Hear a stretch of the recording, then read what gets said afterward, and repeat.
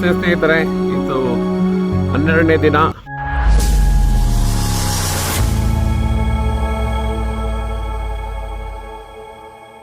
ನಾವು ಕಠ್ಮಂಡುನಲ್ಲಿ ಇದ್ದೀವಿ.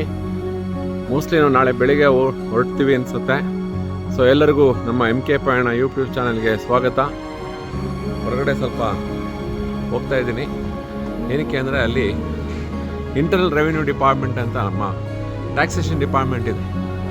ನಾನು 27 ವರ್ಷಗಳ ಕಾಲ ಟ್ಯಾಕ್ಸೇಷನ್ ಡಿಪಾರ್ಟ್ಮೆಂಟ್ ಕೆಲಸ ಮಾಡಿರೋದ್ರಿಂದ KST, VAT, GST ಎಲ್ಲದರಲ್ಲೂ ಕೆಲಸ ಮಾಡಿರೋದ್ರಿಂದ ನನಗೊಬ್ಬರು ಟ್ಯಾಕ್ಸ್ ಪೇಯರ್ ಸ್ನೇಹಿತರು ಹೇಳಿದ್ರು, ಸರ್ ಎಲ್ಲ ದೇಶಗಳದ ಒಂದು ಟ್ಯಾಕ್ಸ್ ವಿಷಯಗಳು ಸ್ವಲ್ಪ ತಿಳ್ಕೊಂಡು ನಮಗೆ ಅಪ್ಡೇಟ್ ಮಾಡಿ, ನಮಗೂ ಅನುಕೂಲ ಆಗ್ಬೋದು, ಅಲ್ಲಿ ಹೇಗೆ ಬಿಹೇವಿಯರ್ ಇದೆ ಅಂತೆಲ್ಲ. ಮೊನ್ನೆ 3 ದಿವಸದಿಂದ ಎಲ್ಲ ಹೋಟ್ಲಲ್ಲಿ ತಿಂದಿರೋದ್ರಿಂದ ಆ ಉಳಿದಿರೋದ್ರಿಂದ ವಸತಿ ಎಲ್ಲದಕ್ಕೆ 13% ವ್ಯಾಟ್ ಇದೆ, ಇನ್ಪುಟ್ಟು ಇದೆ ಅನಿಸುತ್ತೆ. ಅದನ್ನು ಸ್ವಲ್ಪ ಡೀಟೇಲಾಗಿ ಅವ್ರ ಹತ್ರ ತಿಳ್ಕೊಳ್ಳೋಣ. ಅದಕ್ಕೆ ಯಾಕೆ ಹೋಗ್ತಾ ಇದ್ದೀನಿ ಹುಡ್ಕೊಂಡು, ನಮ್ಮ ಹೋಟ್ಲ್ ಪಕ್ಕದಲ್ಲೇ ಇದೆ, ಏನು ತುಂಬ ದೂರ ಏನಿಲ್ಲ. ಲಸಿಂಪತ್ ಏರಿಯಾ ಅಂತ ಈ ಜಾಗದ ಹೆಸರು.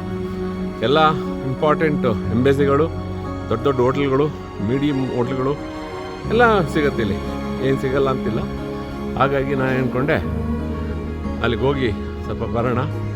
ಅವ್ರ ಜೊತೆ ನಮ್ಮ ಪರಿಚಯ ಆದರೆ ಮುಂದೆ ಬರೋ ಯಾತ್ರಿಕರಿಗೂ ಪ್ರವಾಸಿಗರಿಗೂ ಸ್ವಲ್ಪ ಅನುಕೂಲ ಆಗ್ಬೋದು ನಮ್ಮ ಕಡೆಯಿಂದ ಅಂತ ಅನ್ನೋ ದೃಷ್ಟಿನಲ್ಲಿ ಹೋಗ್ತಾ ಇದ್ದೀನಿ. ಅಲ್ಲಿ ಮುಂದೆ ಹೋದ್ಮೇಲೆ ಇನ್ನೊಂದು ವಿಡಿಯೋ ಮಾಡ್ತೀನಿ. ಆಗಲೇ ಹೇಳ್ದಂಗೆ ಈ ಹೋಟೆಲ್ ಮುಂದೆನೇ ಇದೆ ಲಸಿಂಪತ್ ಪ್ರದೇಶ, ಇನ್ಲ್ಯಾಂಡ್ ರೆವಿನ್ಯೂ ಡಿಪಾರ್ಟ್ಮೆಂಟ್. ನಾನು ಈ ಜಾಗಕ್ಕೆ ಅಂದರೆ ಇಲ್ಲಿ ವ್ಯಾಟು, ಎಕ್ಸೈಸು, ಎಂಟರ್ಟೈನ್ಮೆಂಟ್ ಟ್ಯಾಕ್ಸು, ಆಮೇಲೆ ಇನ್ನೊಂದು DST ಇದೆ, ಡಿಜಿಟಲ್ ಸರ್ವಿಸ್ ಟ್ಯಾಕ್ಸ್ ಅಂತ ಇದೆ. ಇದನ್ನೆಲ್ಲ ಇವರೇ ನೋಡ್ತಾರೆ. It's concern ministry of finance. ಅಲ್ಲಿ ಹೋಗಿ ಕೆಲವ್ರು ಮಾತಾಡಿಸ್ಕೊಂಡು ಪರಿಚಯ ಮಾಡಿಕೊಂಡು ಇದರ ಬಗ್ಗೆ ತಿಳ್ಕೊಂಬರೋಣ.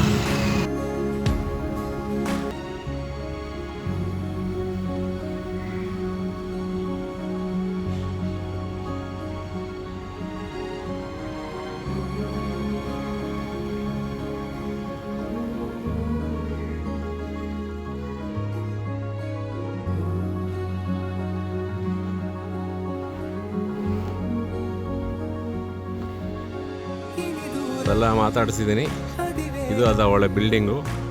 ಇವರು ಎಕ್ಸೈಸು, ಕಸ್ಟಮ್ಸು, ವ್ಯಾಟು, DST, ಆಮೇಲೆ ಎಂಟರ್ಟೈನ್ಮೆಂಟ್ ಫೀ ಎಲ್ಲ ನೋಡ್ಕೋತಾರೆ. ಇನ್ಕಮ್ ಟ್ಯಾಕ್ಸು ಸಹ ನೋಡ್ಕೋತಾರೆ. ನಾನು ಹೊರಗಡೆ ಹೋಗ್ತಾ ಇದ್ದೀನಿ ಈಗ. ನಮ್ಮ ರೀತಿಯಲ್ಲಿ ಇಲ್ಲೂ ವ್ಯಾಟ್ ಅಡ್ಮಿನಿಸ್ಟ್ರೇಷನ್ ತುಂಬ 1996ಇಂದ ಇದೆ. ಇಲ್ಲಿ ನಮಗೆ ಹೇಳಬೇಕು ಅಂತಂದರೆ ಇದು 50 ಲಕ್ಷದವರೆಗೂ ಏನು ರಿಜಿಸ್ಟ್ರೇಷನ್ ಇಲ್ಲ. NPR ಫಾರ್ ಗೂಡ್ಸ್ಗೆ 30 ಲಕ್ಷದವರೆಗೂ ಗೂಡ್ಸ್ ಆ್ಯಂಡ್ ಸರ್ವಿಸಸ್ಗಿಲ್ಲ. ಆಮೇಲೆ ನಮ್ಮ ಥರ ರಿಜಿಸ್ಟ್ರೇಷನ್ನು ಎಲ್ಲ ಅದೇ ಪ್ರೊಸೀಜರ್, ಫಾರ್ಮ್ಸ್ ಎಲ್ಲ ಇದ್ದಾವೆ. ಅದನ್ನು ನೀವು ವೆಬ್ಸೈಟಲ್ಲಿ ನೋಡ್ಕೋಬೋದು. http://ird.gov.np. ಇದು ನೋಡಿ ಹೊರಗಡೆ ಹೋಗ್ತಾ ಇದ್ದೀನಿ ನಾನು.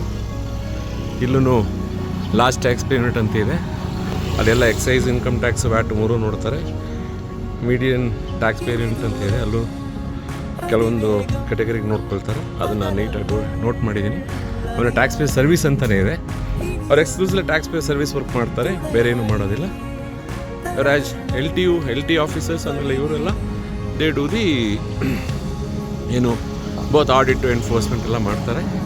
ಆಮೇಲೆ ಒಂದೇ ರೇಟ್ ಆಫ್ ಟ್ಯಾಕ್ಸ್ 13% ಎಲ್ಲ ಗೂಡ್ಸ್ ಆ್ಯಂಡ್ ಸರ್ವಿಸಸ್ಗೆ, ಮತ್ತು 0% ಫಾರ್ ಎಕ್ಸ್ಪೋರ್ಟಿಗಿದೆ. ಆಮೇಲೆ ಎಕ್ಸೆಂಪ್ಟೆಡ್ ಇದೆ, ಅಂದರೆ ಬೇಸಿಕ್ ನೆಸೆಸಿಟೀಸ್ಗೆ ಎಕ್ಸೆಂಪ್ಟು ಇದೆ. So this is our their basic structure. ಆಮೇಲೆ ನಮ್ಮ ಥರನೇ E-way ಬಿಲ್ ಇದೆಯಲ್ಲ, ಅದೇ ಥರನೇ ಕನ್ಸೈನ್ಮೆಂಟ್ ರ್ಯಾಂಕಿಂಗ್ ಸಿಸ್ಟಮ್ ಅಂತ ಇದೆ. ಅವರು ಡೀಟೇಲ್ಸ್ ಎಲ್ಲ ವ್ಯಾಲ್ಯೂ ಇರ್ರೆಸ್ಪೆಕ್ಟ್ ಇದೆ ವ್ಯಾಲ್ಯೂಗಿದೆ, ಅದು ಮಾಡಬೇಕಾಗತ್ತೆ. ಅವರು ಅದನ್ನು ಮಾಡಿ they have to upload on to the system. Then the details be track by the ಇವರು DRI ಅಂತ, only those officials are designated, ಅವ್ರು ಮಾಡ್ತಾರೆ. ಜೊತೆಗೆ ಇನ್ನೊಂದು, ಇವರು ಅಪೆಲೇಟ್ ಅಥಾರಿಟಿ ಅಂದರೆ ಒಬ್ಬರೇ ಇರೋದು, DG. ಇವಾಗ ನಾನು ಅವ್ರು ಮೀಟ್ ಮಾಡಿದ್ದೀನಿ, ರಾಮ್ ಪ್ರಸಾದ್ ಆಚಾರ್ಯ ಅಂತ, DDG ಅವ್ರನ್ನೂ ಮೀಟ್ ಮಾಡಿದ್ದೀನಿ. ಅವರು ಕವಿತಾ ರೆಬಿಗಿ ಅಂತ. They are all Nepali administrative ಸರ್ವಿಸಿಂದ ಅಪಾಯಿಂಟ್ ಆಗಿರೋ. ನೋಡಿ, ಇದೇ ಮುಖ್ಯ ದ್ವಾರ, ಇನ್ಲ್ಯಾಂಡ್ ರೆವಿನ್ಯೂ ಡಿಪಾರ್ಟ್ಮೆಂಟ್. ಇದು ಮಿನಿಸ್ಟ್ರಿ ಆಫ್ ಫೈನಾನ್ಸಲ್ಲಿ ಬರುತ್ತೆ, ನೇಪಾಳಲ್ಲಿ. ನೋಡಿ ಹಿಂಗೆ ಬರ್ತಾ ಇದ್ದೀನಿ ಮಾತಾಡಿಕೊಂಡು. ಆಮೇಲೆ ಒಂದೇ ಅಪೆಲೇಟ್ ಅಥಾರಿಟಿ ಇದ್ದರೆ ಏರಿಯಾ ಅಸೆಸ್ಮೆಂಟ್ ಆರ್ಡರ್ಗಳು ಮಾಡಿದ್ರೆ ಆಡಿಟ್ ಮಾಡೋದು ಡಿ ಜಿಗೆ, ಅದೆಲ್ಲ ನೇಪಾಳಿ ಲ್ಯಾಂಗ್ವೇಜಲ್ಲೇ ಅಂತೆ. ಡಿ ಜಿ ಡೆಸಿಗ್ನೇಟ್ ಮಾಡಿ ನಂತರ ಟ್ರಿಬ್ಯುನಲ್ ಹೋಗುತ್ತಂತೆ. ಮತ್ತು ಅಲ್ಲಿ ರಿವಿಷನ್ ಬಗ್ಗೆ ಅವ್ರಿಗೆ ಅಷ್ಟು ಹೇಳಿಲ್ಲ. ನೋಡೋಣ, ನಾವು ಸಿಸ್ಟಮಲ್ಲಿ ಏನಿದೆ ನೋಡ್ಕೊಳ್ಳೋಣ. ಅಷ್ಟು ವಿಷಯ ತಿಳಿತು. ಆಮೇಲೆ ಇವ್ರದ್ದು ಇಡೀ ವಾರ್ಷಿಕ ರೆವಿನ್ಯೂ ಇನ್ನು ನೇಪಾಳಿ ಕರೆನ್ಸಿನಲ್ಲಿ 1,30,000 crores ಅಷ್ಟೇ ಅವ್ರದ್ದು ಇಡೀ ವರ್ಷದ ವ್ಯಾಟ್ ಆದಾಯ. ಅದನ್ನು ಅವರು 100 crore ಆದಮೇಲೆ ಒಂದು ಕರ್ಬ ಅಂತ ಕರೀತಾರೆ, ಅದಕ್ಕೆ ಅರ್ಬ ARBA, ಅದಕ್ಕೆ 130.08 ಅರ್ಬ ARBA ಅವ್ರದ್ದು ಆ್ಯನ್ಯಲ್ ಕಲೆಕ್ಷನ್ನು. ನಾನು ಇದನ್ನು ಮಾತಾಡ್ಕೊಂಡು ಅವ್ರ ಜೊತೆ ನನಗೆ ಪಾಪ ಕವಿತಾ ಬಿಗಿ, ಆಮೇಲೆ DDG, ಆಮೇಲೆ ಇನ್ನೊಂದು DJ ರಾಮ್ ಪ್ರಸಾದ್ ಆಚಾರ್ಯ ಇಬ್ಬರು ಹೊಸದಾಗಿ ನಿನ್ನೆ ರಿಪೋರ್ಟ್ ಮಾಡಿದ್ದಾರೆ. ಹಾಗಾಗಿ ಅವ್ರಿಗೆ ಇದ್ರ ಬಗ್ಗೆ ಎಲ್ಲ ಮಾಹಿತಿ ಇರಲಿಲ್ಲ. ಒಬ್ಬರು ಸೆಕ್ಷನ್ ಆಫೀಸರ್ನ ಪರಿಚಯ ಮಾಡಿಕೊಟ್ರು, ಅವ್ರು ನಮಗೆಲ್ಲ ಮಾಹಿತಿ ಕೊಟ್ಟಿದ್ದಾರೆ. ನಮಸ್ತೆ ವೀಕ್ಷಕರೇ, ನಾನು ಡಾಕ್ಟರ್ BV ಮುರಳಿ ಕೃಷ್ಣ. ಇಲ್ಲಿ ಒಂದು ಮಾರ್ಕೆಟ್ ಸ್ಕ್ವೇರಿಗೆ ಬಂದಿದ್ದೀವಿ. ಒಂದೇ ಪಿಕ್ಚರ್ಲಿ ಬರಲ್ಲ. ದರಾರ ಅಂತ ಒಂದು ಮಾರ್ಕೆಟ್ ಪ್ಲೇಸಲ್ಲಿ ಒಂದು ಮಾನ್ಯುಮೆಂಟ್ ಇದೆ. ಇದನ್ನು ಯಾವುದೋ ಒಂದು ಅರ್ಥಕ್ವೇಕ್ ಆದಾಗ ಅದರ ಒಂದು ಸಿಗ್ನಿಫಿಕೆನ್ಸ್ಗೋಸ್ಕರ ಇದು ಕಟ್ಟಿದ್ದಾರಂತೆ. ಇದು ನಮ್ಮ ರಾಜ್ಯದ ತುಂಬ ಹತ್ರ ಇದೆ. ಇನ್ನೊಮ್ಮೆ ನೋಡಿ, ಇದೊಂಥರ ನಮಗೆ ಆ ದೀಪಸ್ತಂಭ ಕಾಣುತ್ತಲ್ಲ, ಆ ಥರ ಇದೆ. ಇದು ಯಾವುದೋ ಒಂದು ಅರ್ಥಕ್ವೇಕ್ ಒಂದು ಆಗಿದ್ದ ಟೈಮಲ್ಲಿ ನೆನಪಿಗೋಸ್ಕರ ಅವರ ಜ್ಞಾಪಕಾರ್ಥವಾಗಿ ಕಟ್ಟಿದ್ದಾರಂತೆ. Thank you.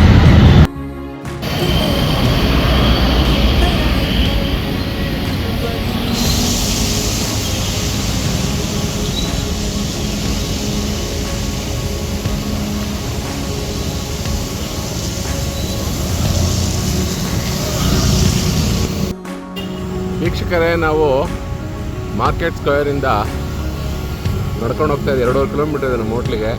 ಇಲ್ಲಿ ಬರೋಕ್ಕಾಗಲಿಲ್ಲ. ಇದು ಒಂದು ದೊಡ್ಡ ಕೊಳ ಇದೆ ನೋಡಿ, ಕೊಳದ ಮತ್ತು ರಸ್ತೆ ಇದೆ, ಒಂದು ದೇವಸ್ಥಾನ ಇದೆ. ಬೆಳಗ್ಗೆ ನೋಡಬೇಕಾಯಿತು, ಆಗಲಿಲ್ಲ. ಅದ್ರ ಹಿಂದ್ಗಡೆ ಮಾಡರ್ನ್ ಆರ್ಟ್ ಯಾವುದೋ ಒಂದು ಆರ್ಕಿಟೆಕ್ಚರ್ ಬಿಲ್ಡಿಂಗ್ ಇದೆ, ಅದ್ರ ಬದಲು ಇಲ್ಲಿ ದೇವಸ್ಥಾನ ನೋಡಿ. ದೊಡ್ಡ ಕೊಳ ಅಂದರೆ ಈ ರಸ್ತೆಯಿಂದ ಆ ಕಡೆಗೂ ಕೊಳ ಇದೆ.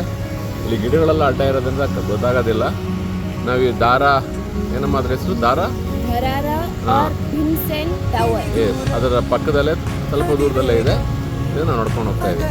ಥ್ಯಾಂಕ್ ಯು, ವಂದನೆಗಳು.